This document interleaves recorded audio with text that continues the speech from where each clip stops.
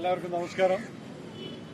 ഇന്ന് നമ്മൾ ഇങ്ങനെ ഒരു സിറ്റുവേഷനിൽ എത്തി നിൽക്കുന്നത് സഹിഷ്ണുത അല്ലെങ്കിൽ നമ്മളൊരു മനുഷ്യന് ഏതുവരയ്ക്ക് സഹിക്കാൻ പറ്റുമെങ്കിൽ അതുവരയ്ക്കെല്ലാം നമ്മൾ സഹിക്കുന്ന സഹനശക്തി കാണിച്ചിട്ടുള്ള ഒരു സമൂഹമാണ് ഹൈന്ദവ സമൂഹം, അല്ലെങ്കിൽ ഭാരതീയ സംസ്കാരം ഉയർത്തിപ്പിടിക്കുന്ന ഓരോ ഭാരതീയൻ.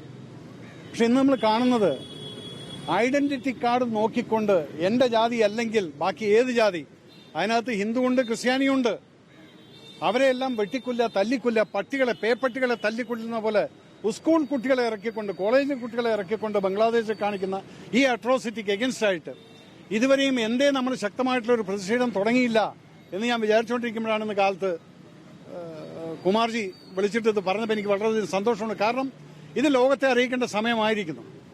ഇത് ഹിന്ദു എന്നുള്ളതല്ല, ഒരു മനുഷ്യന്റെ ആ ഒരു കാട്ടാള രൂപമാണ് കാണുന്നത്.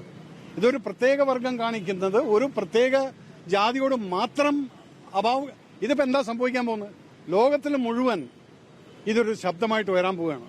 നാളെ ബംഗ്ലാദേശിന്റെ പ്രൈം മിനിസ്റ്റർ അടക്കം അവരെ അവിടുന്ന് ഓടിച്ചിട്ടെന്ന് നമ്മൾ ഇന്ത്യയാണ് അവർക്ക് അഭയം കൊടുത്തിരിക്കുന്നത്. അപ്പൊ അതുപോലെ നോക്കാൻ നമ്മൾ ജാതി മതമൊന്നും നോക്കുന്നില്ല. പക്ഷെ അതുകൊണ്ട് അവരെ സമാധാനമായിട്ട് അവിടെ ജീവിക്കാനുള്ള അതിനുള്ള സാഹചര്യം നമ്മൾ ഒരുക്കി കൊടുക്കാൻ നമ്മുടെ ഗവൺമെന്റിനെ നമ്മൾ പരമാവധി ഫോഴ്സ് ചെയ്ത് അത് ചെയ്യേണ്ട സമയം അതിക്രമിച്ചു കഴിഞ്ഞിരിക്കുന്നു.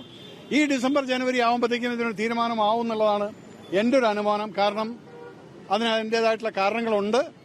അപ്പൊ നിങ്ങളെല്ലാം ഇവിടെ സംഘടിച്ചതിനും ഈ ഒരു തുടക്കം കുറിച്ചതിനും നിങ്ങളോട് ഞാൻ ആത്മാർത്ഥമായിട്ട് നന്ദി പറയുന്നു. കാരണം ഈ ശബ്ദം ഇന്നിവിടെ നിൽക്കരുത്, ഇത് അലയടിച്ച് ഇന്ത്യ മുഴുവൻ എത്തണം. അത് ഇവിടുന്ന് തന്നെ ആ ഒരു തുടക്കമാവട്ടെ.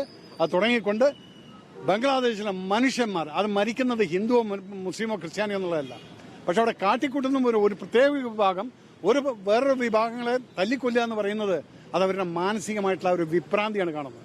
അതിനെ അടിച്ചമർത്തിയിട്ടില്ലെങ്കിൽ ഈ ലോകം സമാധാനമായിട്ട് നമുക്ക് മുന്നോട്ട് കൊണ്ടുപോകാൻ സാധിക്കില്ല.